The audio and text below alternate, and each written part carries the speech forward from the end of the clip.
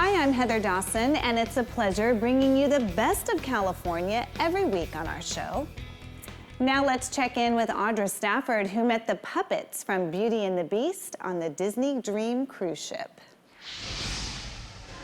Some of the biggest stars of Beauty and the Beast here aboard the Disney Dream aren't very big at all. But creating them was no small task. Just ask this guy here, Jeff Conover, the Hi puppet there. designer. How are you? And you've got Lumiere here. Yes, I do. We've got Lumiere, we've got Cogsworth, and Mrs. Chip and Potts Mrs. and Potts. Chip. Yep. And they really do look like they just jumped right off the screen and Yeah. onto the stage. Yeah, and we've made some minor modifications, to help them read a little bit more from the house. We simplified Lumiere's face and made him much easier to read, blew up some of his features, made his eyes bigger, his mouth bigger. And we did the same thing actually with Cogsworth and Potts and Chip as well. But they still, retain the character design of what audiences are accustomed to seeing from the film. Wait and see a few days more. There may be something there that wasn't there before. When these puppets first appear on the stage and they look at you, just like Lumiere is looking at me right now, Yes. the audience just goes crazy. Yeah. What is that like for you? It's great, the films help us, right? There's an expectation from the audience. They already are in love with these characters, but I think the stage version, we really take it to that next level. There's a real emotional connection that I think catches guests off guard. His life had barely begun. I find myself choking up, and I've seen this thing run a million times already, but I still get choked up because the performances are so authentic and real and immersive.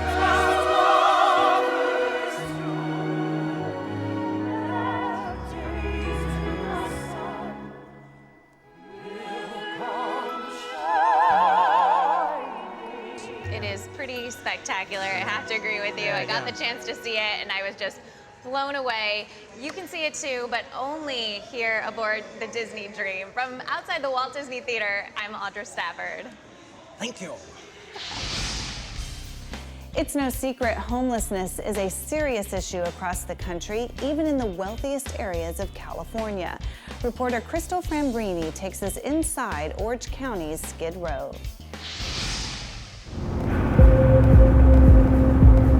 We are right by Angel Stadium in Orange County. More than 1,000 people supposedly have set up their tents here. Authorities, local officials have been trying to shut this down, been doing raids, and we're here just to check it out to see what's going to happen with this area, where are people going to go. There might be an opening. This is right next to preferred parking for Angel Stadium. All right. Okay. So, Alexander, what are you doing down here? Preparing for battle. Looks like there's camps within the camps. Angel's camp. Burning Man for poor people. Completely. Burning Man for poor people. What's your dog's name? Dolly. Dolly. How is it like living here as a female? It's pretty scary. It's a little world down here. Have you had any incidences with authorities trying to take down the tents? Yeah, not mine though, because I'm like but they took down the one next door. They ripped down everything and threw it away right in front of her. What's your goal? Just to get housing and get on my feet and go back to work. Yeah. Do you have family around here? My son went to go live with his dad. She's so cute. My mom, she lives down the street. In a house? Or Yeah. Does she know that you're here? Yeah, she does. She's not happy about it. I looked for work for like a year and I just gave up. I just got like severely depressed. So It's hard. it's hard. It's really hard It's out there. And then, you drive by all the homeless, like, at the park or something, you're like, I'll never get to that, and then you get to that. So we're gonna get a tour of where she's been living for the last 6 months. This is the entryway. This is like the porch. Make sure you don't. Let's come inside. And this is where she lives. She's working on putting carpet down. She has a twin-size bed. These are all her belongings. There's a lot of flies in here right now. I'm in depression. You're depressed. Yeah. So these things like putting on your makeup, painting your nails, it helps you get out of your depression. Yeah. What about dating? You're a pretty girl. Yeah, all the guys come over and ask, like, bring me food or. Oh, you got suitors. Yeah, and they'll like ask me out. Oh, that's sweet of you. Thank you. You seem to me like you have a lot of pride. I do. Yeah. And maybe asking for support is not the easiest thing to do for you. Yeah, it's not. Yeah. And so have you gone to the point of like, were you standing on the road and asking people for money and food? No, I won't do that. I won't do that. She has all her clothes. That's like her closet right there, neatly lined up. It's hard. Nice to meet you. What's up with the knife? Is it protection? Is it for food? How's this work? This is a knife someone just gave me. It was my place. It's pressured me out of here. You don't have to leave till such and such. Where are you gonna go? My friend has to turn himself in. He has to do a year. He wants me to watch his place while he's in. So that works out. Not for him, but for you. Yeah. He's been here for almost 2 years, and he said that he's stuck. Yeah. Hi. Hi. How are you doing? Good. How are you? Hey, I'm alive. Oh, that's good. Do you mind if we talk to you? How long have you been here for? Close to 3 years. 3 years. Why did you have to move out here? I lost a job remodeling houses because we finished the job, so there was no more work. And my brother ended up losing his job, so we just lost the house that we were in, and we were here. Are these bikes stolen? No, so I really don't mess with stolen bikes. I try not to. And yeah, if someone comes by and says, hey, that's my bike that was stolen from me, I usually give it back. How much do you sell the bikes for? But I can sell a bike anywhere from $20 to $120. I don't have any cash on me, but I have to say I am tempted on buying a bike. There's a lot of politics going on with the situation, a lot of red tape. The people behind us are from the city of Orange County. They didn't want to be filmed. Essentially, they're social workers that are here 7 days a week trying to support and provide services to the people here to get them out and also to get them off the streets. If you'd like to help, please visit the GoFundMe page and go to our blog and website. I'm Alicia Stanford, and coming up in the Hollywood Spotlight, the woman we've all been waiting for is finally in theaters. I'll tell you all about Black Widow next on California Life. And a trip to medieval times. I've lived a lot of lives, but I'm done running from my past. The past is exactly what Black Widow focuses on, and the forces that turned Natasha Romanoff into an assassin, a girl forced to become one of the Kremlin's creme de la creme of killers. Family. Back together again. You got fat. That's right, Natasha wasn't always a hired gun. She had a family, but the history is checkered. She has a strained relationship with all of them, including her younger sister Yelena, played by Florence Pugh, who was also forced to become a Black Widow. He controls the Red Room. They're manipulated. Fully conscious, but no choices. I should have come back for you. How many others are there? Enough. Black Widow takes place in the time after the Avengers Civil War and before Infinity War. Natasha is on the run, but looking to make things right for all the other women conscripted into the service of the evil Dreykov. Black Widow has all the action and then some that fans expect from a Marvel film. At some point, we all have to choose between what the world wants you to be and who you are. At its heart, though, is a story about family, the one we're given and the one we create. And coming up next here on California Life, you don't want to go away because we have the stars from I Can Only Imagine that is sweeping the box office, plus so much more in the best of entertainment. Stay with us. I Can Only Imagine has swept the box office, and our very own Jeremiah Hartwig finds out why as he talks to the directing team, John and Andy Irwin, the brothers' fourth feature film, and it's based on Mercy Me's #1 hit song of the same title. Jeremiah? Thank you, Heather. I got a chance to talk to Bart Millard of Mercy Me, the songwriter of I Can Only Imagine. Let's take a look at my interview. It's an amazing song. Just kind of happened. Took about 10 minutes, I guess. Bart, you didn't write this song in 10 minutes. It took a lifetime. How'd you do this? I Can Only Imagine is now the most played radio single in Christian music history. The movie by the same name brings to life the true story behind the song written by Bart Millard of the band Mercy Me. I grew up in a broken home. My parents divorced when I was 3, And my dad was incredibly abusive for most of my childhood. And then my freshman year in high school, he was diagnosed with cancer. And I was given kind of a front row seat to see this man go from being a monster to someone who was just desperately and passionately in love with Jesus. So much so that by the time he passed away my freshman year in college, not only was he my best friend, but he was the godliest man I ever knew, and the kind of dad I wanted to be like whenever I grew up. And so I used to write the phrase, "I can only imagine," everything I can get my hands on, thinking about him being in a better place. And years later, I'm in the band, and we're looking to write one more song for independent record. And I'm going through my journal, and I'm trying to find a blank page to write lyrics, and every page had "I can only imagine" written on it some way, in shape or form. And at first I was frustrated, then I was like, all right, I get it, God. And so wrote the song, and you know, it was special to me, but had no idea the impact it was going to have on people. I never would have thought that we'd be here 18, 19 years later talking about a movie, that's for sure. The film features an all-star cast including Dennis Quaid, country music legend Trace Adkins, and Cloris Leachman, as well as faith-based director John Irwin, who was inspired to get involved with this story. It's kind of one of those things that found us. Bart and I connected as friends just by chance, invited him to a screening of one of our other films, and afterwards he talked to us and said, "I don't know if you know this, but some people have been developing the life story for the past 5 years.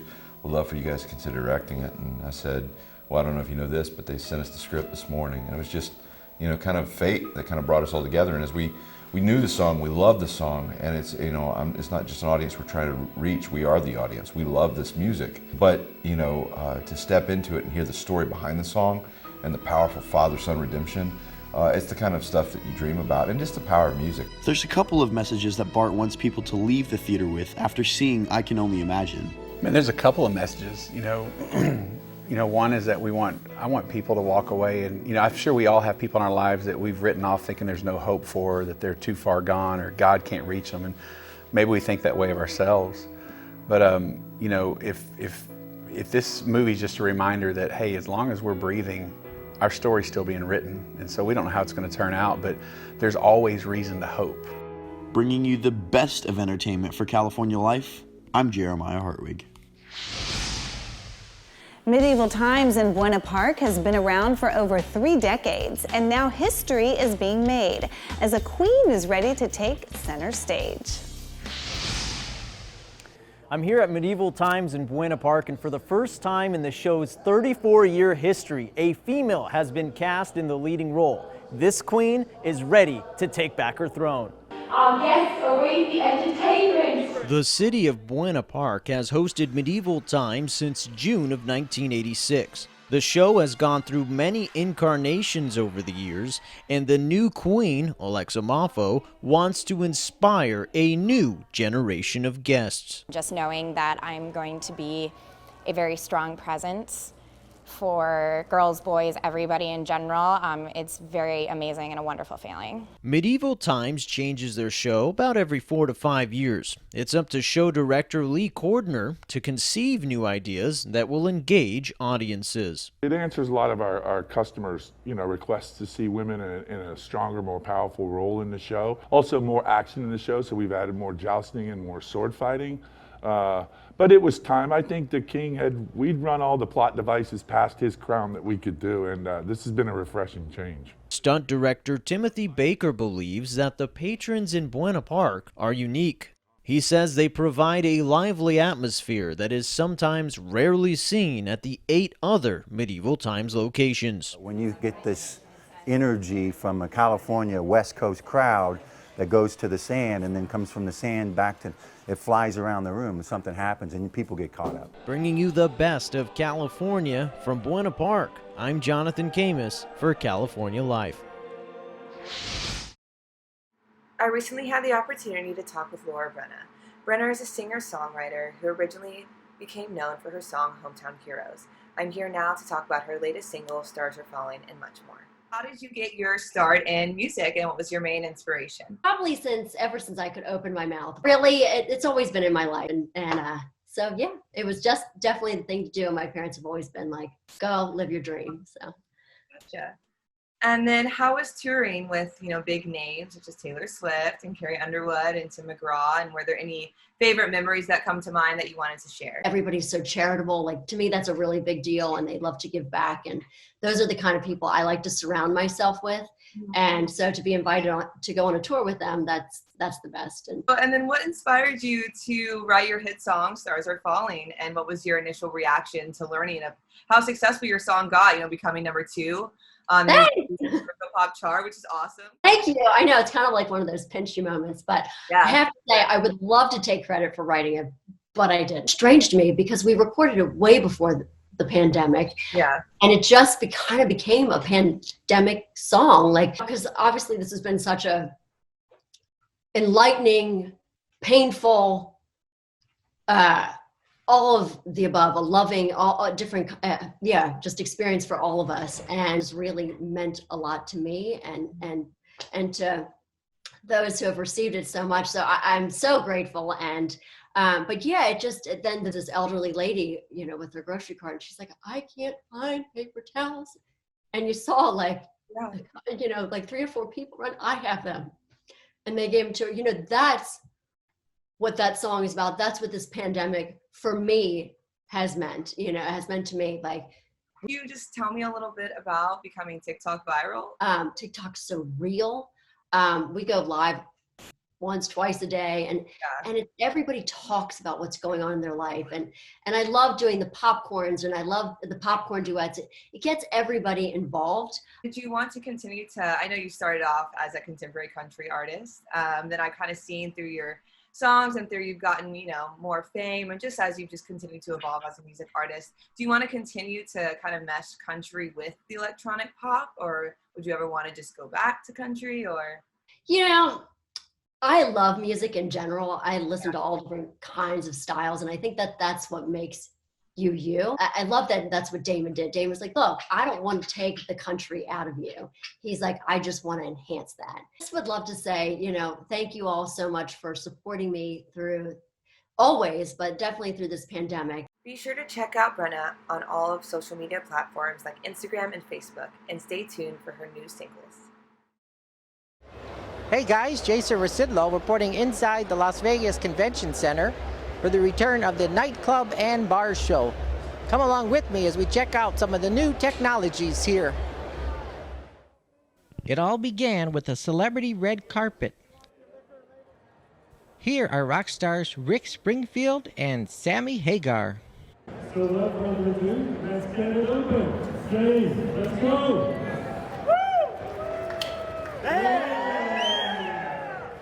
Actress and model Jenny McCarthy cut the ribbon to kick off the show. Bar Pay introduced its new smartphone app that allows bar and restaurant guests to scan a QR code and place their orders inside the establishments. So BarPay is a mobile ordering and payments application. It's specifically for in-venue. So a customer comes in, scan a QR code, place the order, fires tickets directly to the bar or kitchen.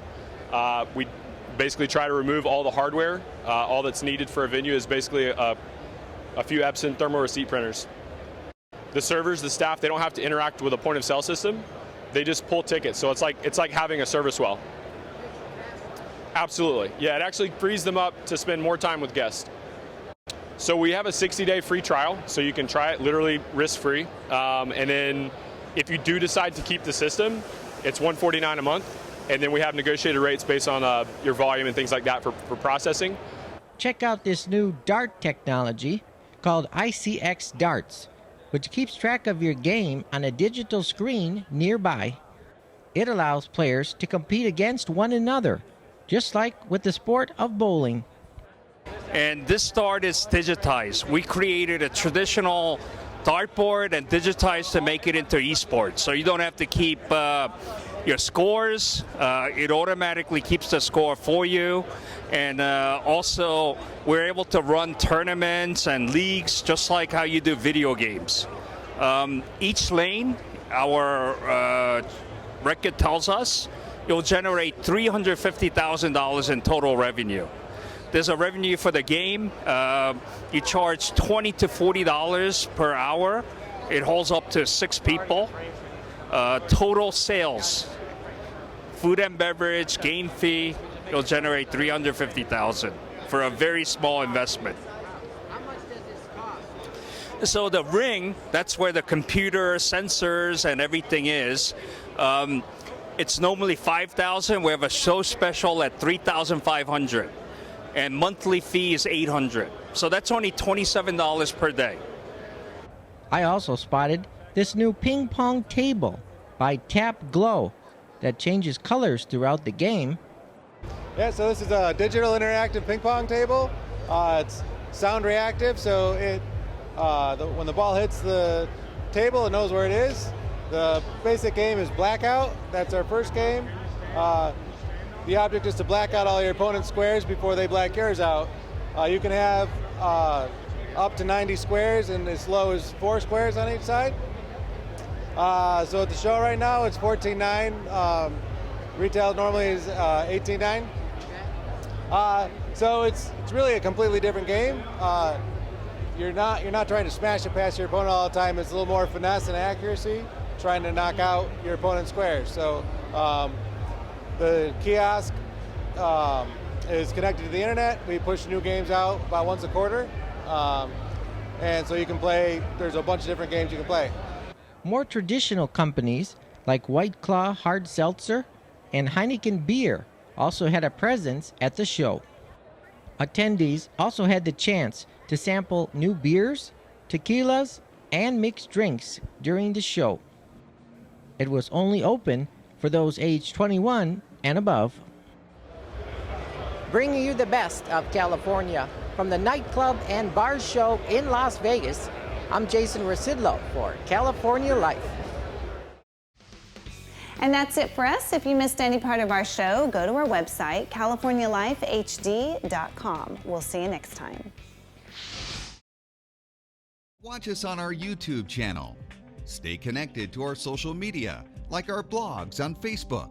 Follow our tweets on Twitter. And check out our posts on Instagram and Pinterest, where we bring you the best of California.